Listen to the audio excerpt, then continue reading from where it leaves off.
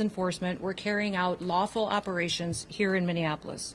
Because of the adverse weather that Minneapolis has seen in recent snow, one of the vehicles became stuck and ensnared in the snow. Law enforcement were attempting to push out this vehicle, and when a mob of agitators that were harassing them all day began blocking them in, shouting at them, and impeding law enforcement operations. ICE officers and agents approached the vehicle of the individual in question, who was blocking the officers in with her vehicle, and she had been stalking and impeding their work all throughout the day. ICE agents repeatedly ordered her to get out of the car and to stop obstructing law enforcement, but she refused to obey their commands. She then proceeded to weaponize her vehicle, and she attempted to run a law enforcement officer over. This appears as an attempt to kill or to cause bodily harm to agents, an act of domestic terrorism. The ICE officer, fearing for his life and the other officers around him and the safety of the public, fired defensive shots. He used his training to save his own life and that of his colleagues. He was treated at a local hospital, has been released, and is now with family. I encourage the American people at this point in time to pray for him, but also to pray for the deceased's family and her loved ones. Today alone in this country, there have been 4 different domestic terrorist attacks on federal officers by the ramming of vehicles. 3 of them happened here in Minneapolis. We've seen over 100 of these vehicle rammings happen in just recent weeks, and this must stop. ICE alone is facing a 1,300% increase in assaults against them and an 8,000% increase in death threats against all of them. In fact, the very same officer who was attacked today had previously been dragged by an anti-ICE rioter who had rammed him with a car and drug him back in June. He sustained injuries at that time as well. And let me remind you why we're all here in this city today and why we've been here. In communities across this country and here in Minneapolis, we're just enforcing the laws that we have in this country. For years under President Biden, tens of millions of dangerous criminal illegal aliens, terrorists, and suspected terrorists were allowed to invade our country over our southern border. They were allowed to steal, to defraud, and to perpetuate violence against American citizens. Regardless of who your mayor or who your governor is, President Trump promised every single American that he would make America safe again. He promised every single American that he would work to protect them from dangerous criminals. Since Governor Walz has been in charge of Minnesota, we have seen homicides go up by over 50%. That's also during Mayor Frye's tenure as well. Since President Trump took office, Governor Walz has released over 470 violent criminals back onto the streets here in Minneapolis. He has another 680 of them still within his jurisdiction that he could give to us today to face the consequences for their crimes. Because Governor Walz and Mayor Frye refuse to protect Minnesotans and instead they protect these criminals, that's why we are here. And we didn't just show up yesterday, we've always been here. But we're surging operations because of the dangerous situation we see in this country and because we're no longer going to allow illegal criminals to damage and harm, to kill, to sexually abuse, to proliferate drugs, and to steal American taxpayers' dollars. This state has faced unprecedented immigration fraud. It's seen unprecedented benefit fraud. Individuals were allowed to come into this country and set up fake companies and fake nonprofits and divert billions of dollars away from American citizens and those vulnerable citizens who truly needed the services from those programs. This city has burned before, and your mayor and your governor let it happen. President Trump is not going to let that happen. He and our federal law enforcement officers are here to bring peace and to bring public safety and to ensure that criminal activity is stopped and that people who perpetuate it will face consequences. Since we have been here in recent weeks, we have arrested over 1,500 criminals off of the streets. Our law enforcement has arrested murderers, known and suspected terrorists, child pedophiles, and other brutal criminals that were protected here in this city. We should all work together to protect our citizens. We should all protect the men and the women and the families who live here in Minneapolis, who live in Minnesota, and live throughout this entire country. I want to thank you for being here, and I want to thank you for focusing on the important work that our federal officers do and make sure that we're focused on the priorities of this country, and that's making sure that we're keeping people safe. With that, I'll take any questions that you may have. Secretary Noem, Mayor Fry called the claims of self-defense BS. How do you respond to that? I say that he doesn't know what he's talking about. It's very clear that this individual was harassing and impeding law enforcement operations. Our officer followed his training, did exactly what he's been taught to do in that situation, and took actions to defend himself and defend his fellow law enforcement officers. Secretary, can you expand too on the agent's injuries? The president said that he's lucky to be alive. The officer was hit by the vehicle. She hit him. He went to the hospital. A doctor did treat him. He has been released, but he's going to spend some time with his family.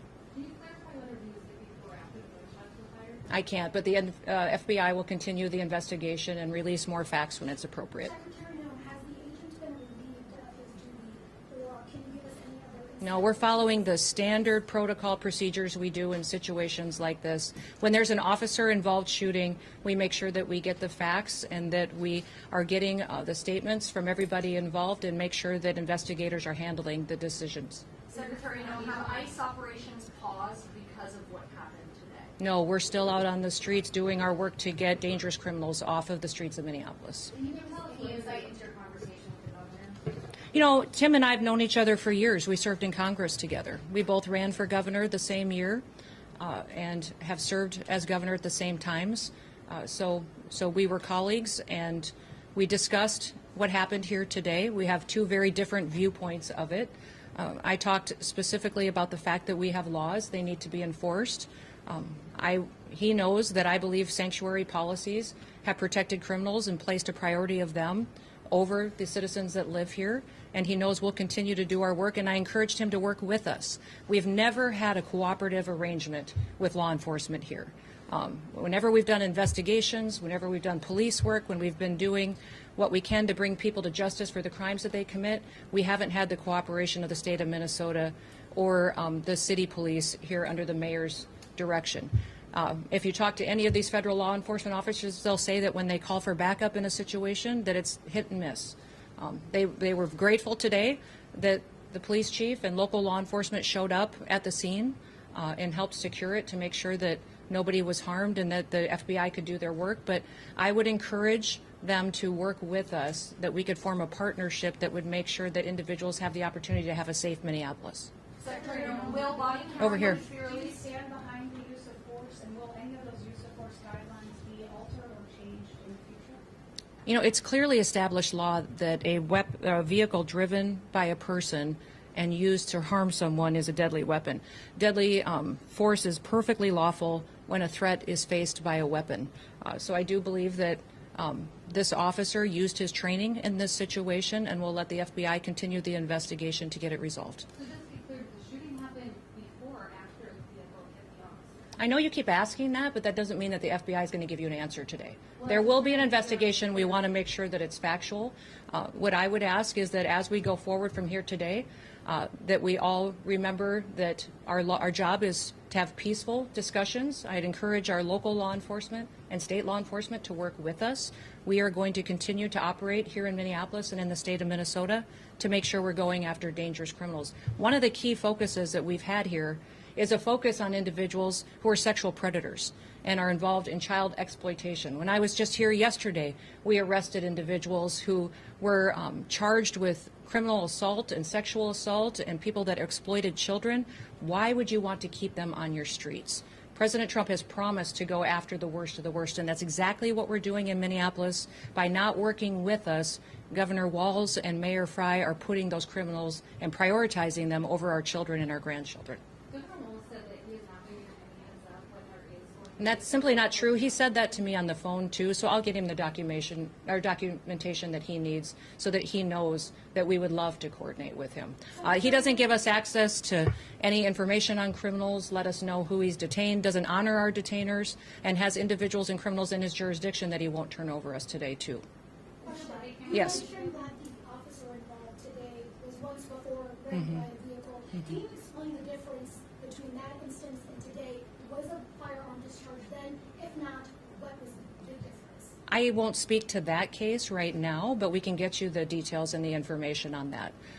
But the facts of the matter is he's an experienced officer. He's been in situations like this before, and he certainly has been out there and followed his training today. Given the threat of vehicle encounters, are you going to change the way police? You know, people need to stop using their vehicles as weapons. Are you going to change the This domestic act of terrorism to use your vehicle to try to kill law enforcement officers is going to stop. And I'm asking the Department of Justice to prosecute it as domestic terrorism because it's clear that it's being coordinated. People are being trained and told how to use their vehicles to impede law enforcement operations and then to run over anybody who gets in their way while they go out there and try to disrupt peace and public safety. And Americans deserve better. So can you say what they were investigating? National Guard? That hasn't been a part of the discussion. I know Governor Walz mentioned some of that earlier in his press conference, but we've got law enforcement officers here that will continue to work, and we're hopeful that the public recognizes that the work that we do every day makes America safe again. Can you get insight With that, into the operation that was happening at 34th and Portland? we had law enforcement officers that were out there doing an enforcement action, and a vehicle got stuck in the snow, and so they had called for other people to come and help them get that vehicle out. Those officers were trying to free the vehicle when the harassment started, when the protesters were out there impeding their vehicles and preventing them from leaving the scene. Was it at a particular home or business in that intersection? I won't speak to that. Can you speak to the crime that person may be committed that you were going after? And you mentioned sexual crime. Okay. Will body camera footage be released? I will let the FBI decide. Were they on target today when they were in that neighborhood? They were returning back to headquarters, I believe, to start a new operation, had just completed one. Was it a nice? Well, thank you. What's that? Was it a nice vehicle that had? I was one of the vehicles that ICE officers were using. But remember, when we operate in a task force model. So we have other federal agencies that work with us, and we're very grateful for that. We have CBP officers, the FBI, DEA, ATF, all of those all work with us every day in a task force model, and we appreciate it. We'd love to have the state police, and we'd also love to have the Minneapolis police chief and his team be alongside of us while we're out there doing those enforcement operations. Were the agents there? With that, we'll get you more information as it is revealed, but thank you and everybody. Let's work together to make sure that we can continue to help the city be safer, get more criminals off the streets, and ensure that our public has the opportunity to pursue the American dream in a city they can be proud of. Thank you.